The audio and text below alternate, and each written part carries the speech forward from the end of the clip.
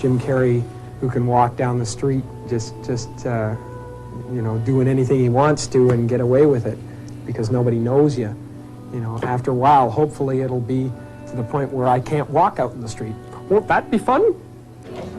2 shows a night, 7 nights a week. Jim virtually lives in nightclubs. Visualizations, and I still do it sometimes for different reasons. Go up to Mulholland Drive and look out over the city and visualize. And, I used to open my arms. I used to sit up there, you know, and open my arms and imagine a giant funnel of gifts would come right into from the universe. Yeah. Honest to God, you could, you know, cut to me there. I'm like this, and if nothing else, it made me feel more positive about where I was. I drove down from Mulholland Drive every night, you know, that I went up there, feeling that I was one of the biggest actors in Hollywood. I was doing wonderful work that made people happy. I owned all that. That was it. You know, I guess, you know, what I own when you think about it is my faith. I've seen mountains move in my life, so I've had just endless gifts. They've all been things that I have. Yeah, I believe in manifestation. I believe in, you know, putting a rocket of desire out into the universe, and you get it when you believe it. You get it when you believe you have it, and that's the key. Is like people still, they sit around going, when's it going to come? When's it going to come? When's it going to come? When's it going to come? And that's the wrong way. You're facing the wrong way. You're facing away from it. You have to go, it's here, it's here, it's here. I have an insane belief in my own ability to manifest things. Insane belief, you know, that I think it's ultimately complete sanity, but I believe we're creators, and I believe we create with every thought and every word. You look on this as sort of some combination of drive, determination, divine spark, luck. Who knows? Maybe it's fate, or maybe it's that. Maybe it's just that I believed. You know, I always believed. That whatever form it took, it would take place. And and whatever form it took would be okay. Yeah. Because I was fully, you know, prepared to just play out, you know, stand-up comedy and comedy clubs. And yeah, but there's something within you that constantly pushed the edges of the envelope wherever you were. Well, or at least took advantage of the opportunities that came around. Yeah. And a lot of it has to do with, you know, just the courage to jump in. Did you ever imagine it would get this ridiculous? Because I know you for a long time, and you're doing the series. And you know, you've been a star on TV for a while, but now it's like crazy. These people going nuts. The funny thing about it is I was always into this, you know, visualization and stuff, you know, and I years ago, it's an interesting story because 4 years ago, I used to go up to Mulholland Drive and I used to say, I have this and that and this. Oh, it's all good and it's coming to me, you know. And I actually wrote myself a check, and this is for real. This is not a joke. This is for real. I wrote myself a check for $10 million per picture. This is by Thanksgiving 1995. Wow, look at that. This is the actual. Don't wreck it. No, I don't want it. This is certainly like, there you go. Maybe that's the actual that's check? the actual check I wrote myself 4 years ago, and that's so I'm kind of here to say that visualization does work, and of course now I've had to change my goals because I'm kind of getting close to that one. So wow.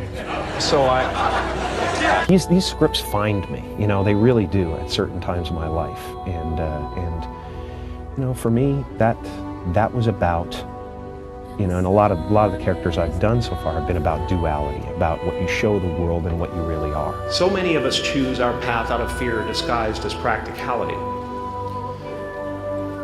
What we really want seems impossibly out of reach and ridiculous to expect, so we never dare to ask the universe for it. I'm saying I'm the proof that you can ask the universe for it.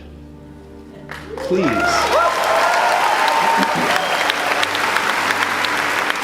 I can tell you from experience, the effect you have on others is the most valuable currency there is.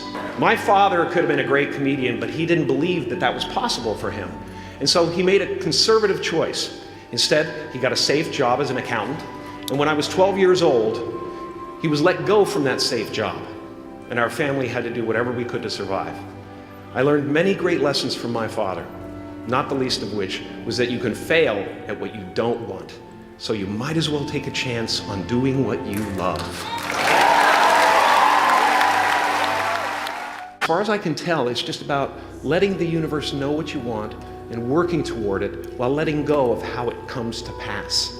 And when I say life doesn't happen to you, it happens for you, I really don't know if that's true. I'm just making a conscious choice to perceive challenges as something beneficial so that I can deal with them in the most productive way. You'll come up with your own style. That's part of the fun. Like many of you, I was concerned about going out into the world and doing something bigger than myself, until someone smarter than myself made me realize that there is nothing bigger than myself. Saw this psychic palm reader sign, and she gave me a reading, and she said, "You're about to do 3 things, 3 movies that will be very, very, very big and very important, and after that, it will be impossible for anyone to knock you down from that place." And it's a series of like crushing disappointments, and I just go into a different gear. I go into, don't know how it's gonna write itself, but it will, you know? I don't know how. I mean, I'm the guy who wrote the $10 million check to himself and had it come to fruition. I'm the guy who had the substitute teacher in grade 2 who said that, you know, whenever I want something, I pray to the Virgin Mary and I ask her for it and I promise something in return and I get whatever I want. I went home and I prayed for a bicycle and promised I'd say the rosary in return, and then I got a bicycle. Showed up in my living room. Brand new Mustang bike. I put it in one of the scenes in Eternal Sunshine. A Mustang bike with a banana seat. I manifested it. I stood there in an open field like this with my arms out. It's our intention. Our intention is everything. Nothing happens on this planet without it. Not one single thing has ever been accomplished without intention. So I started thinking about my life, and I started thinking about this conference and what we're about, and I looked back and I thought, well, I was 2 people my whole life. I was in the living room entertaining people, being a monkey, you know, doing my thing for the company and trying to relieve my mother who was suffering. She had rheumatoid arthritis and phlebitis and everything under the sun that was nagging at her, and she was depressed. And I wanted her to be free. And I wanted her to realize that her life was worth something because she gave birth to someone who was worth something. And then I would go into my room and I would sit with a legal pad. I was a little kid. And I would sit there and I would try to figure out what it meant, what it was all about. Why are we here? What is this?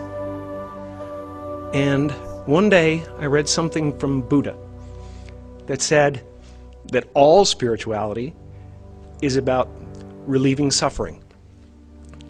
And I suddenly realized that's what I'm doing in the other room.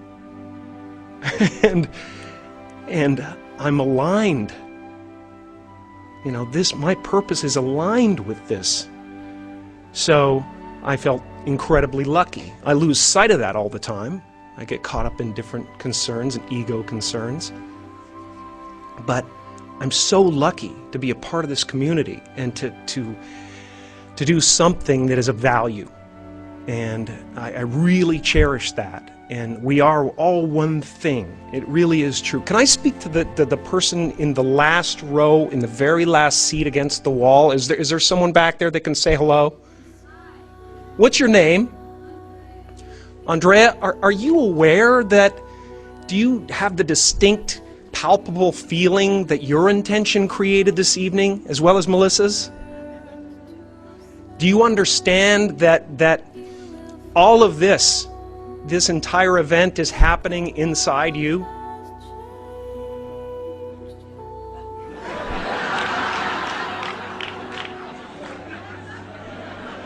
Well, just try to feel it for a second, because it's a trip, man.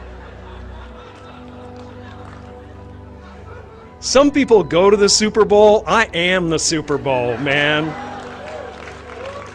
I swear.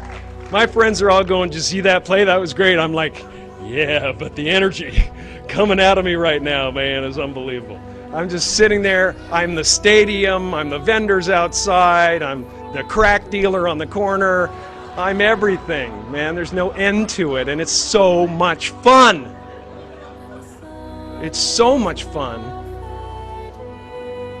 So I hope you can feel that, and I hope you understand that you are one of the creators of this evening, that your intentions and your desires created this evening as well. And then I hope you are able to ask yourself, why did I get such a crappy seat? And be okay with it. I mean, you're in the last row, in the last seat. And yet you created this.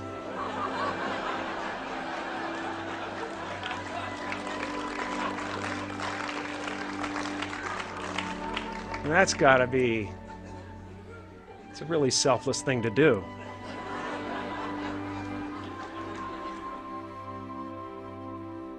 I do believe in manifestation, power of that kind of stuff, but I don't believe that any of it matters. I believe that I had to become a famous, idea. Yeah. And get all the stuff that people dream about, and accomplish a bunch of things that that look like success in order to give up my attachment to those things.